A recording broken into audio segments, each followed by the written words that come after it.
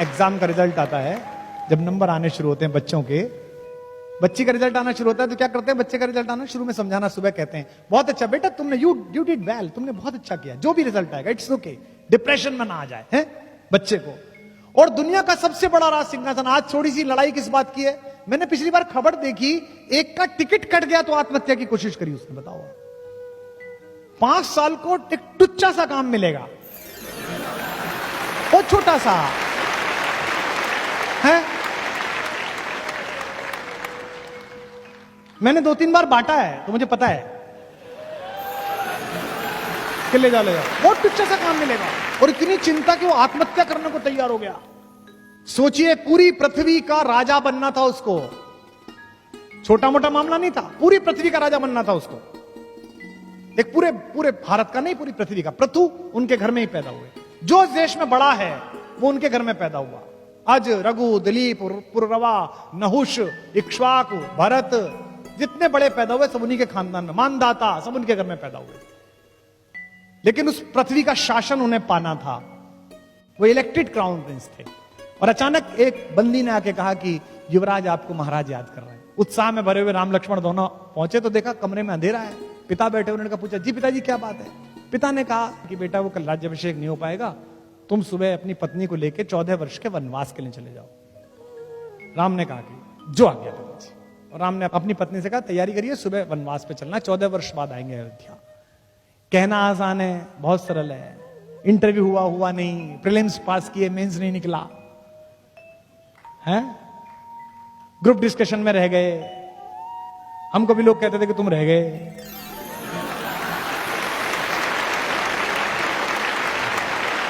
कहना आसान है, लेकिन मानस पढ़िए, राम जी आए तो बहुत सरल है। राम को बुलाया उनकी मां ने, कौशल्या ने। मां को लगा होगा कि बेटे को धक्का तो नहीं लग गया। भगवान की मां है लेकिन मां तो मां है। भगवान से कौन बड़ा है? भगवान से मां बड़ी है, जिसने भगवान पैदा किया है वो बड़ी है।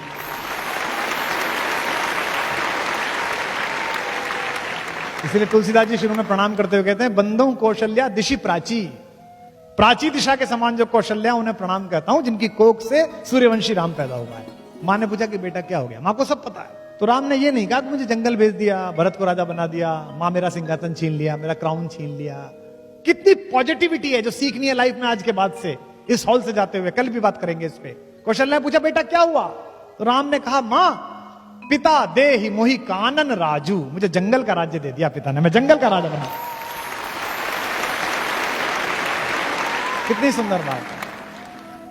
क्या कहा उन्होंने कि पिता दे ही मोहि कानन राजू, जहां सब भांति मोर बड़ काजू, जहां मेरे सारे बड़े काम प्रतीक्षा कर रहे हैं, जो भी दुनिया में बड़ा करूंगा। और सोच के देखिए, राम जंगल नहीं जाते तो क्या होते? राम वन गए तो बन गए। राम विनम्र रहते हैं, शालीन रहते हैं, मुस्कुराते हैं वो। तो इसी आत्मविश्वास में उनकी जीत है। डिप्रेशन से बाहर लाए अंगद को। और जब अंगद गया बात करने के लिए, तो आप देखिए कम्युनिकेशन स्किल सिखाया जाता है ना आजकल सबसे बड़ी प्रॉब्लम क्या है? बीटेक कर लो, एमटेक कर लो, लड़का जो है, लड़की जो है, वो कम्युनिकेट नहीं कर पा रहा, अपनी बात नहीं कह पा रहा। मां से नहीं कह पा रहा, पिता से नहीं कह पा रहा, गर्लफ्रेंड से नहीं कह पा रहा, बीवी से नहीं कह पा रहा, नौकरी में नहीं कह पा रहा। ऐसी बहुत सारी घटनाएं आप देख रहे हैं जिनमें ना कह पाने के कारण वो आत्महत्या कर रहा है, डिप्रेशन में जा रहा है। अंगद को उन्होंने कम्युनिकेटर बना के भेजा। राम कितने पॉजिटिव हैं। उनसे विभीषण कहते हैं, जिस दिन अगले दिन युद्ध शुरू होना है उस दिन कहते हैं कि सर थोड़ा बैठ के स्ट्रेटेजी बना लें, कौन किधर से बढ़ेगा, इतना बड़ा आदमी है, इससे लड़ना है।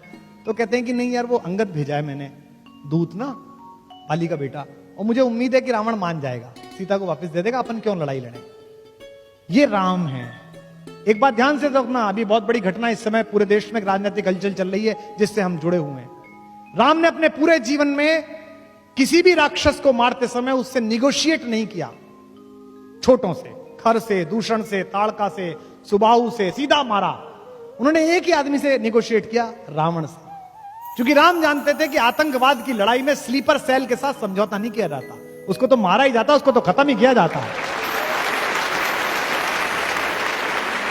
और हमारी सरकारें, हमारी व्यवस्थाएं क्या कर रही हैं? स्लीपर सेल से बात कर रही हैं। तो अगर राम राज्य वालों को समझना है तो राम से ही समझे कि राम ने अपने देश में रहने वाली किसी स्लीपर सेल के साथ बात नहीं की। लंका दूसरा देश था, उससे बातचीत जरूरी थी। उससे पहले कहना जरूरी था, इसलिए उससे पहले बातचीत की, जो कि हम पाकिस्तान के मामले में लगातार करते हैं, इतने समय से बातचीत करते हैं और उसके बाद फिर अपना काम भी दिखाते हैं। तो अंगद गया, उसका आत्मविश्वास, लीडरशिप डेवलपमेंट मैं बता रहा हूं राम का। उसने पहली जो वाक्य बोली उस पर हंसेंगे भी आप। रावण ने पूछा कि मेरा और राम की क्या लड़ाई, तू जानता मैं कौन हूं, क्या तेरा वो फकीर तपस्वी वो मुझसे लड़ेगा, मेरा उसका क्या। तो अंगद ने कहा जी बिल्कुल ठीक कह रहे हो सर, आपका उनका कोई मुकाबला नहीं। तो रावण को लगा यार आदमी उसने भेजा है हमारे पक्ष में बोल रहा है, तो वो बड़ा प्रसन्न हुआ।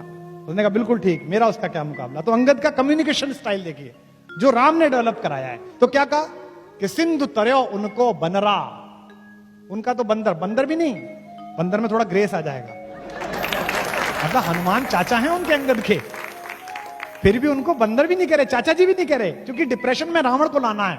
तो कहते क्या, सिंधु तरयो उनको बनरा, तुझ पे धनुरेख गई न तरी। उनका तो बंदर पूरा समुद्र पार कर आया और तुझ पे उनके छोटे भाई ने एक रेखा खींच दी थी, वो नहीं तरी गई, तेरा उनका क्या मुकाबला भाई, दोनों का आपस में।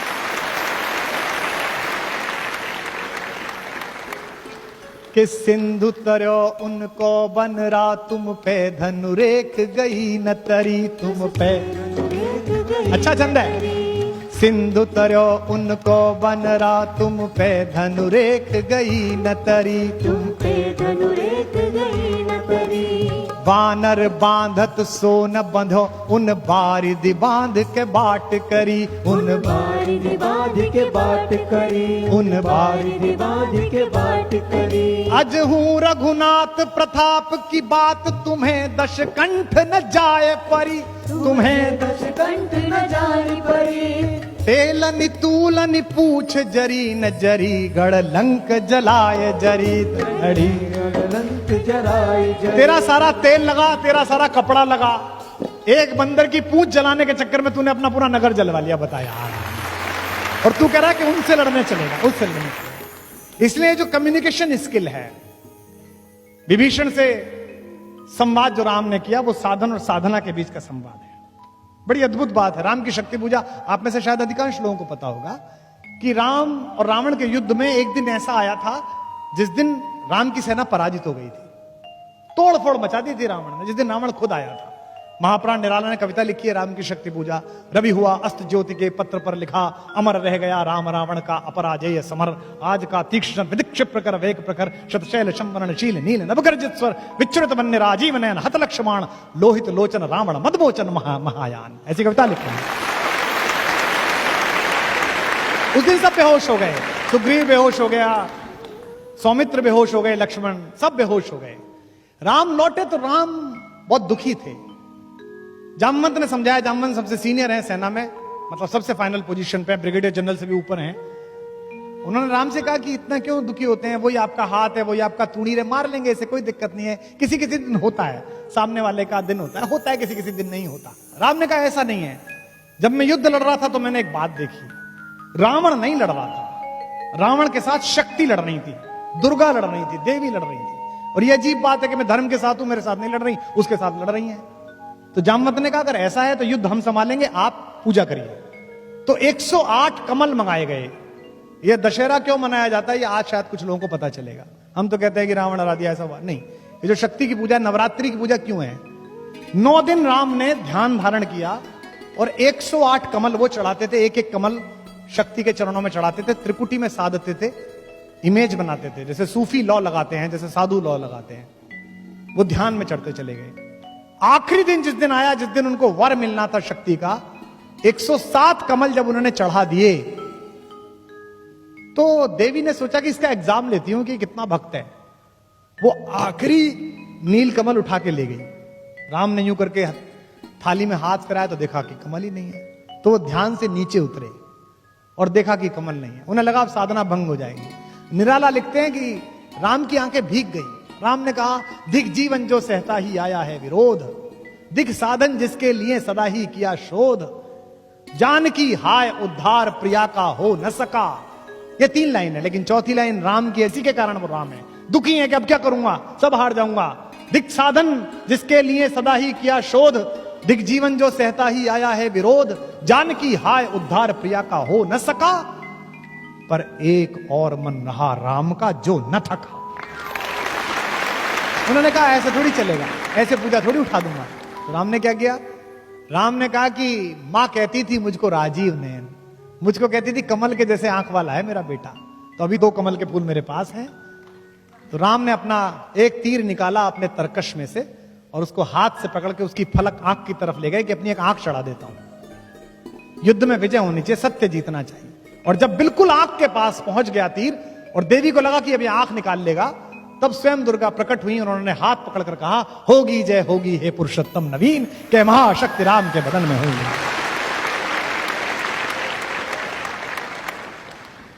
तो इसलिए जितनी भी लड़ाइयां हैं, जब भी कभी आपको कोई आदमी साधन से इकट्ठा एक सामान्य व्यक्ति को परेशान करने की कोशिश करे, उसके पास ज्यादा शक्ति हो, उसके पास ज्यादा साहस हो, तो आप ध्यान रखना कि आपके घर का एक बड़ा आदमी सिखा गया है कि साधन महत्वपूर्ण नहीं है, साधना महत्वपूर्ण है। और राम के सबसे प्रिय मित्र जिनको लंका का राज्य दिया, वे विभीषण भी अधीर हो गए। उन्हें लगा यार कि लड़ाई तो ठीक है, अब जीतोगे कैसे? हमने भी 2-4 छोटी मोटी लड़ाई कभी सम्मेलनों में और राजनीति में की, आंदोलन में की, तो हमको भी समझाने आते थे, इनसे कैसे लड़ोगे, ये तो पुराने वाले हैं। तो मुझे मानस की पंक्ति याद आती थी और मैं खुद को ही सुनाता था, जो साथ थे वो तो सुनने को तैयार नहीं थे। ये विभीषण ने राम से कहा जब रावण लड़ने के लिए आया, क्या कि रावण रथी विरथ रघुवीरा, देख विभीषण भयउ अधीरा। रावण रथी विरथ रघुवीरा। रावण तो रथ पर बैठकर आया है और वो पैदल चल रहे हैं, वो पदाती हैं। अधिक प्रीत भा मन संदेहा, ज्यादा प्रीति इसलिए मन में संदेह हुआ विभीषण के। विभीषण ने कहा कि ये तो रथ पर है और आप बिना चप्पल के, आपके पास तो चप्पल भी नहीं है, कैसे मारोगे? नाथ न रथ नहीं पद त्राना, के ही विधि जितब वीर बलवाना। इतना बड़ा वीर है, इससे कैसे जीतोगे? तो राम ने उसे जो सिखाया वो मुझे याद है, मैं आपको बता रहा हूं, आप अपने घर लेके जाइएगा। राम ने कहा कि मैं जिस लड़ाई में उतरा हूं दोस्त, उस लड़ाई में मिसाइल्स की जरूरत नहीं है। तो उन्होंने कहा कि इस लड़ाई के लिए साधना की आवश्यकता है, साधन की आवश्यकता नहीं है। उन्होंने कहा क्या क्या है? इसके पास तो बड़ा रथ है नाथ, आपके नीचे तो पदत्राण भी नहीं है, कही विधि जितब वीर बलवाना, इस बलवान से कैसे जीतेंगे? तो उन्होंने कहा कि सुनो सखा कह कृपा निधाना, ज्यों जय होई सियंदन आना। मैं तुझे बताता हूं भाई मेरे दोस्त, इस युद्ध में जीतने के लिए जो रथ चाहिए वो मेरे पास है। अब विभीषण को रथ दिख नहीं रहा, राम कह रहे रथ है। इसी में आपके जीवन के संघर्ष की गति है। उन्होंने कहा मेरे पास रथ है। कौन सा रथ है? मेरे पास जो रथ है उसमें 2 चक्के लगे हुए हैं, तुझे दिखेंगे। कौन से? सौरज धीरज ते ही रथ चाका। शौर्य और धैर्य 2 चक्के हैं, एक तरफ शौर्य है, एक तरफ धैर्य है। अगर बड़ी लड़ाई लड़नी है तो शौर्य भी रखना पड़ेगा और धैर्य भी रखना पड़ेगा। दुनिया की आधी मूर्खताएं अधैर्यता के कारण हुई हैं। तो कहते हैं धैर्य और शौर्य 2 मेरे रथ के चक्के हैं। और बल विवेक दृढ़ ध्वजा पताका, बल और विवेक से दृढ़ हुई मेरी धर्म की ध्वजा है मेरे इस रथ के ऊपर। सत्यशील दम परहित घोड़े, सत्य और शील और परहित दूसरे का हित करना, सत्य बोलना, शीलवान रहना, ये घोड़े हैं मेरे। और क्षमा दया कृपा रज जोड़े, इससे किससे जोड़ रखा है? क्षमा से, दया से और कृपा से, इन 3 से जोड़ रखा है। पूरी राम की कहानी एक सिमली है। कहते हैं कि इस रथ पर चढ़कर मैं लड़ रहा हूं और जब तक मैं इस रथ पर चढ़कर लड़ रहा हूं तब तक मेरा कुछ नहीं बिगाड़ सकता कोई भी। तो आपके पास अगर साधन कम हो तो आप समझ लेना कि आपके पास ये वाले साधन अगर हैं तो आप दुनिया के किसी भी आदमी से जीत सकते हैं। एक अयोध्या है जो सात्विकता का प्रकर्ष है, एक लंका है जो तामसिकता का प्रतीक है। इन दोनों के बीच लड़ाई है, लेकिन राम इन दोनों के बीच की लड़ाई के लिए राजाओं को साथ नहीं लेते। आपने कभी सोचा कलेजे पे हाथ रख के कि राम जब भारत में घूमे होंगे तो दंडकारण्य में जहां वो रुके, जहां उन्होंने कुटिया बनाई, उसके ठीक बगल में उनके मामा थे, ननिहाल थी उनकी, कौशल प्रदेश। मामा से कह सकते थे थोड़ी सेना दे दो, मुझे लड़ने जाना है। नहीं, राम ने पूरे रास्ते किसी राजा से बात नहीं की। राम ने पूरे रास्ते वंचितों से, दलितों से, पिछड़ों लोगों से, वनवासियों से, SC ST से बात की, आखिरी सफ में खड़े हुए आदमी से। और साथ में किसे लिया? हराने के लिए, लंका को परास्त करने के लिए किसे साथ में लिया? किष्किंधा को। किष्किंधा क्या है? प्रकृति का सबसे बड़ा आयुर्वेद, योग, नेचुरल एसेंस, हमारी नेचुरल आर्ट्स, हमारे नेचुरल इंग्रेडिएंट्स, इनको किसने लिया? दिल्ली ने। और हराई क्या? मार्केट, लंका। इसलिए दिल्ली को, जयपुर को यह याद रखना पड़ेगा कि अगर अपने शत्रुओं से आपको पार पानी है, अगर चाइना का सामान बंद कराना है, अगर अमेरिका को घुटनों पर लाना है, तो सबसे पहले अपने वनवासियों, अपने वंचितों, अपने पिछड़ों, अपने दलितों और अपने जंगल के लोगों के पास जाना पड़ेगा।